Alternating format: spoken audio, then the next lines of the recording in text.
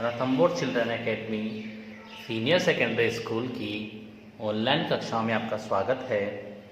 हम कक्षा 10 विषय सामाजिक विज्ञान जिसमें हमारा अध्याय है 6। अध्याय हमारा 6 चल रहा है। इसका नाम है केंद्र सरकार।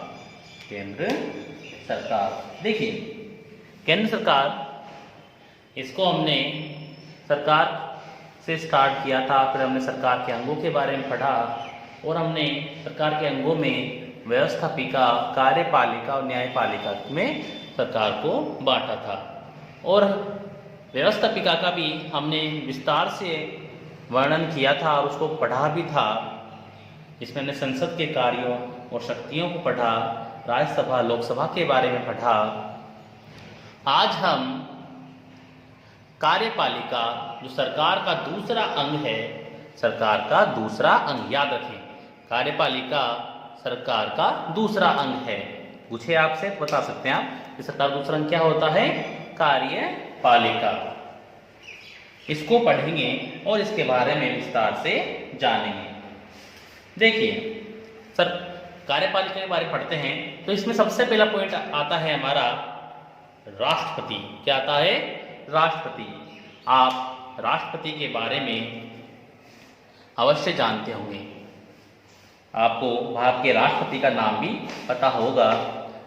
वर्तमान में भारत के जो राष्ट्रपति हैं वह हैं श्रीमान रामनाथ कोविंद। याद रखें आप इस चीज को, याद रहना जरूरी है कि जो वर्तमान में हमारे राष्ट्रपति हैं कौन हैं? श्रीमान रामनाथ कोविंद। ये तो नाम हुआ, मेरा परिचय हुआ। लेकिन अब राष्ट्रपति के पद के लिए राष्ट्रपति के बारे में कुछ चीजें जानेंगे कि वह हमारे संविधान में किस प्रकार उनके पद का वर्णन किया गया है, किस प्रकार से सब चीजें हैं। तो अब हम जानते हैं। देखिए, मैंने एक चीज लिखी है यहाँ पर, आप गौर से देखें।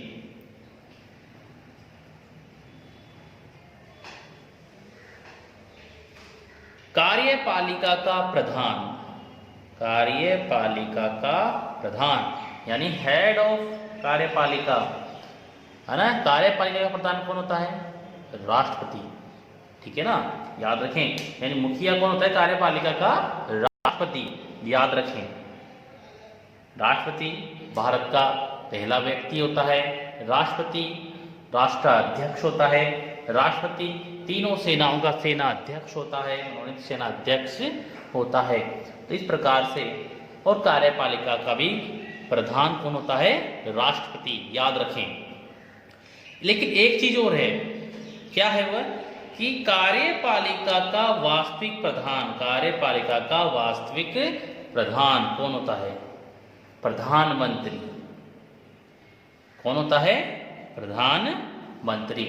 तो याद रखें, कार्यपालिका का प्रधान तो राष्ट्रपति होता है, लेकिन वास्तविक जो प्रधान होता है ना, मुख्य जो मेन हेड होता है, वह कौन होता है? प्रधानमंत्री। कार्यपालिका प्रधान राष्ट्रपति होता है, लेकिन मेन हेड यानी वास्तविक प्रधान जो होता है प्रधानमंत्री होता है।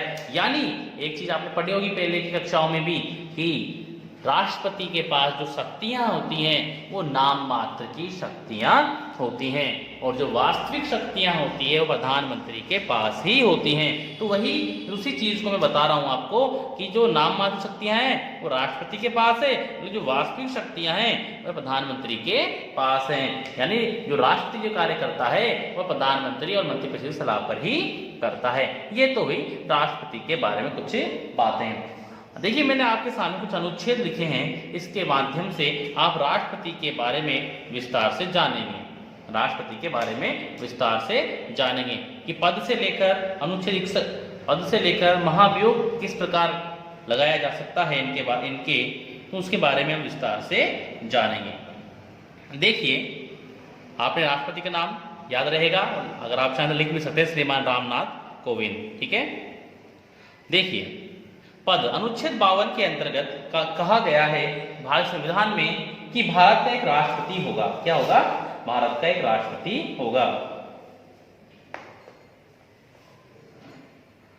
और अनुच्छेद 53 में के अनुसार देखिए, अनुच्छेद 52 एक राष्ट्रपति का पद सृजित किया गया है भारत के अंदर, और वह कार्यपालिका का प्रधान होता है, और वह देश का मुखिया होता है। देश का मुखिया से मतलब है कि देश का अध्यक्ष भी होता है, प्रथम व्यक्ति होता है, राष्ट्र अध्यक्ष होता है, तीनों का जल थल नभ का।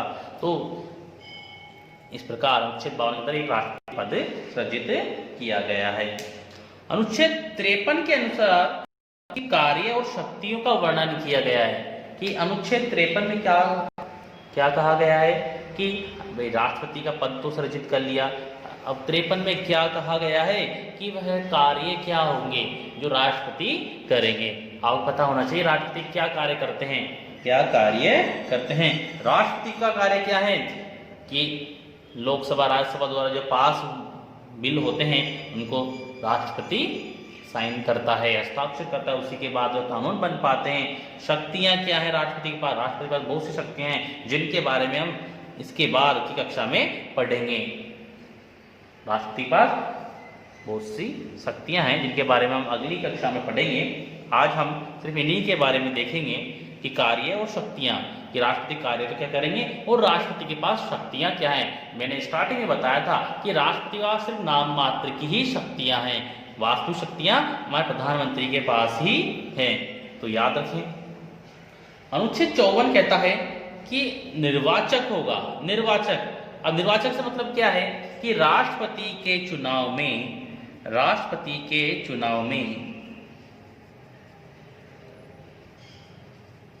या राष्ट्रपति के चुनाव में कौन कौन भाग लेगा, कौन कौन भाग लेगा।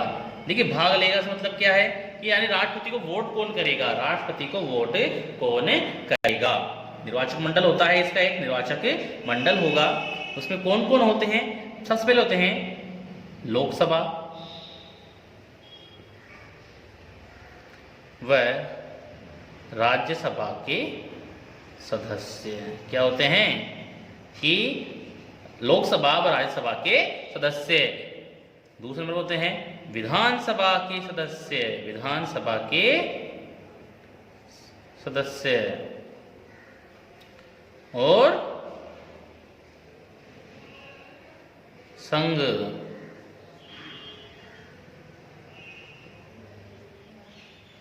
या संघीय विधानसभाओं के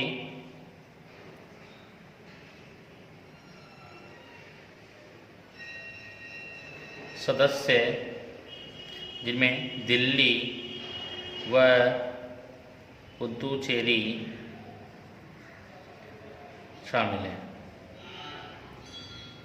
देखिए, अब राष्ट्रपति चुनाव में कौन कौन भाग लेंगे ये आप याद कर लें।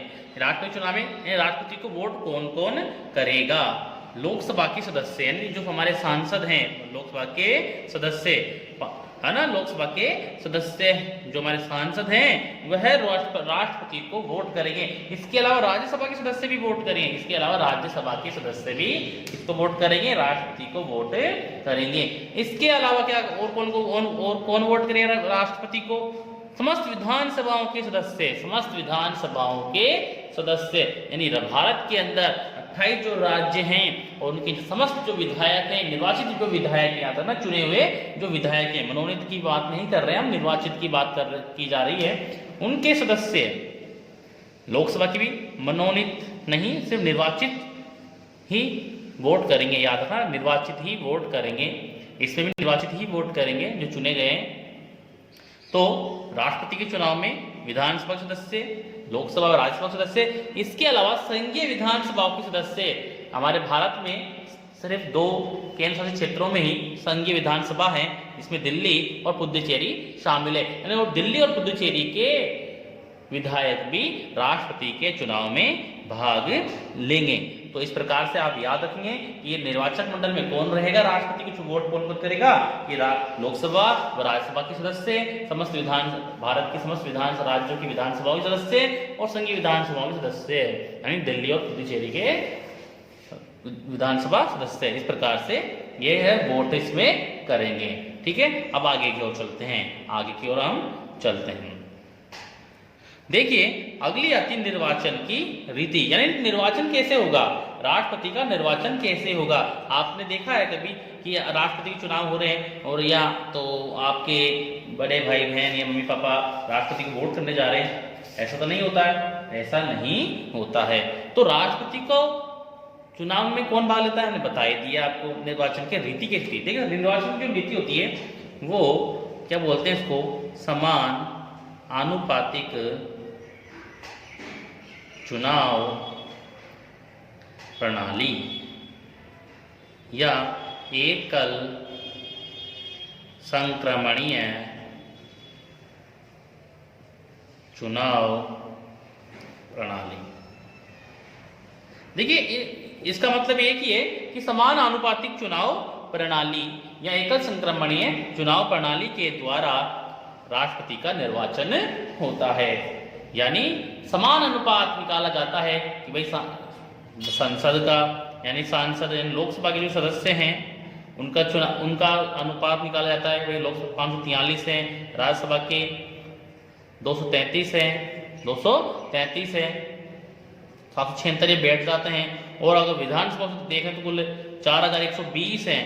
तो इनके वोटों का मूल्य बराबर रखा जाता है। क्या रखा जाता है?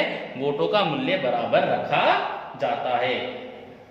अब ये बराबर एक सूत्र से रखा जाता है, उसके अनुसार ही इनको किया जाता है। ठीक है, तो इनका चुनाव समान अनुपातिक चुनाव प्रणाली के द्वारा और एकल संक्रमणीय चुनाव प्रणाली, एकल संक्रमणीय यानी कि एकल हस्तांतरणीय चुनाव प्रणाली भी हम कह सकते हैं, क्योंकि जो विधायक होते हैं या सांसद होते हैं वो हमारी तरफ से वोट राष्ट्रपति को करते हैं। इस कारण से इसे एकल संक्रमणीय चुनाव प्रणाली भी हम कहते हैं। इसके अलावा राष्ट्रपति के लिए चुनाव में एक न्यूनतम कोटा भी निर्धारित किया जाता है। न्यूनतम कोटा भी निर्धारित किया जाता है, जिसमें क्या होता है, दिए गए वैध मतों की संख्या, वैध मत और निर्वाचित प्रतिनिधि की सदस्य, इस प्रकार निर्वाचित होने वाले प्रतिनिधियों की संख्या और उसमें 1000 का भाग दे दिया जाता है, क्योंकि ये संख्या बहुत बड़ी आ जाएगी। इस कारण से इसमें 1000 का भाग दे दिया जाता है। तो न्यूनतम कोटा निकाल लिया जाता है। कैसे निकालेंगे? वो दिए गए वैध मतों की संख्या बटा निर्वाचित होने वाले वैध मतों की संख्या भाग 1000। इस प्रकार से न्यूनतम कोटा निकाल लिया जाता है। अब आप देखो एक और वर्ड है यहाँ पर, अप्रत्यक्ष चुनाव प्रणाली। आपने मिलेगी आपको ये अप्रत्यक्ष चुनाव प्रणाली। अप्रत्यक्ष चुनाव प्रणाली के द्वारा राष्ट्रपति का चुनाव होता है। मैंने स्टार्टिंग बताया था कि प्रत्यक्ष चुनाव प्रणाली किसे कहते हैं? जहां पर हम वोट करते हैं, सीधे हम वोट करते हैं। जब जनता सीधे वोट करती है उसे प्रत्यक्ष चुनाव प्रणाली कहते हैं। लेकिन अप्रत्यक्ष चुनाव प्रणाली कब उसे कहते हैं? जब सीधे जनता वोट न करती है, नहीं करती है, लेकिन अपने प्रतिनिधि उनके जो जनता द्वारा जो प्रतिनिधि चुने जाते हैं वो जब प्रतिनिधि चुनाव या भाग लेते हैं, वोट देते हैं किसी को, तो वह अप्रत्यक्ष चुनाव प्रणाली कहलाते हैं। ठीक है, इस चीज को आप याद रखें। अब आगे क्यों चलते हैं हम? पदावधि। पदावधि से मतलब है अनुच्छेद 56 क्या कहता है? अनुच्छेद 56 क्या कहता है? अनुच्छेद 56 क्या कहता है? 56 कहता है कि पदावधि, आपको पता होना चाहिए, भारत में जो राष्ट्रपति चुना जाता है वो 5 वर्ष के लिए चुना जाता है। कितने वर्ष के लिए? 5 वर्ष के लिए चुना जाता है। याद रखें आप, 5 वर्ष के लिए ही राष्ट्रपति को चुना जाता है। ठीक है, और शपथ दिलाई जाती है किसके द्वारा? सुप्रीम कोर्ट के मुख्य न्यायाधीश के द्वारा। याद रखें, सुप्रीम कोर्ट के एससी मतलब सुप्रीम कोर्ट से है यहां से मेरा, सुप्रीम कोर्ट के मुख्य न्यायाधीश के द्वारा राष्ट्रपति को शपथ दिलाई जाती है अपने पद की। ठीक है, याद रखें। और इस तारीख से वो भारत के राष्ट्रपति बन जाते हैं। और शपथ दिलाने की तारीख से लेकर 5 साल तक, 5 वर्ष तक वह भारत के राष्ट्रपति रहते हैं। लेकिन मान लो किसी कारणवश अगर राष्ट्रपति अपने पद से इस्तीफा दें तो किसको देंगे? उपराष्ट्रपति को। याद रखें, उपराष्ट्रपति को वह इस्तीफा अपना सौंपेंगे। लेकिन ठीक है, मान लो एक चीज और हो सकती है कि मान लो राष्ट्रपति कहीं बाहर चले जाएं, विदेश चले जाएं, बीमार हो जाएं या उनकी मृत्यु हो जाए तो उनकी जगह राष्ट्रपति कार्य करता है। ठीक है, लेकिन 6 महीने के भीतर वापस चुनाव कराने आवश्यक होते हैं। याद रखें, 6 महीने से ज्यादा कोई सा पद खाली नहीं रह सकता। तो हमारे भारत में सिर्फ 5 वर्ष ही है, 5 वर्ष के लिए ही चुनाव होता है। आगे बढ़ते हैं, पुनर्निर्वाचन। पुनर्निर्वाचन से मतलब है कि हमारे यहां पर जो राष्ट्रपति कितनी बार बना जा सकता है, एक व्यक्ति कितनी बार राष्ट्रपति बन सकता है। तो यहां पर हमारे यहां पर कोई लिमिट नहीं है, कोई सीमित संख्या नहीं है ना। तो कितनी बार भी बना जा सकता है। सिर्फ 35 वर्ष उम्र होनी चाहिए आपकी, बस 35 वर्ष आपकी उम्र होनी चाहिए। यानी 35 वर्ष से आप ज़्यादा हो जाओ, आप फिर आपके बाद राष्ट्रपति बनो यार। अब ये तो है नहीं, हर कोई तो राष्ट्रपति बनेगा नहीं, हर कोई तो राष्ट्रपति बनेगा नहीं। ठीक है ना, कि मैं चला जाऊँ, मैं राष्ट्रपति बन के खड़ा जाऊँ, ऐसा नहीं हो सकता। उसके लिए जो अनुमोदन देना पड़ता है वो बहुत कठिन होता है। शर्तें तो पूरी कर लेंगे हम, 35 साल की उम्र कर लेंगे, हम सरकारी नौकरी में भी नहीं होने चाहिए, हम दिवाले पागल भी नहीं होंगे। ठीक है, और भारत के नागरिक तो हम हैं ही, लेकिन अनुमोदन देना पड़ता है कि 10 विधायक और 100 विधायक के लगभग उनके पक्ष में होने चाहिए। ये वाली शर्त हर कोई पूरी नहीं कर पाता। इस कारण से राष्ट्रपति के लिए एक विशेष जो पार्टी चाहती है उसे वही राष्ट्रपति बन पाता है। ठीक है, अब देखते हैं भाई पुनर्निर्वाचन कितनी बार एक व्यक्ति राष्ट्रपति बन सकता है कि कई बार बन सकता है। ऐसा संविधान में लिखा नहीं है कि इतनी ही बार बन सकता है, एक निश्चित संख्या नहीं है। ठीक है, अमेरिका में लिखा गया है, अमेरिका में 2 बार ही बन सकता है। अमेरिका में 2 बार बन सकता है, लेकिन हमारे यहाँ पर कोई निश्चित नहीं है। 35 वर्ष के आपको पकड़ लो, उस वक्त कितनी बार बन जाओ। ठीक है, अब आगे को बढ़ते हैं। अनुच्छेद 58 क्या कहता है? योग्यता एवं शर्तें।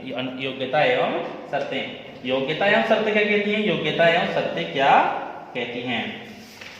भाई राष्ट्रपति कौन बनेगा, पहले तो याद होना चाहिए राष्ट्रपति कौन बनेगा। योग्यता क्या होनी चाहिए, मैं बताया था अभी। सबसे पहले आप भारत के नागरिक हो, भारत का नागरिक होना जरूरी है आपको। ठीक है, 35 वर्ष हो न्यूनतम जो आयु निर्धारित की है हमारे संविधान ने, वो 35 वर्ष की है।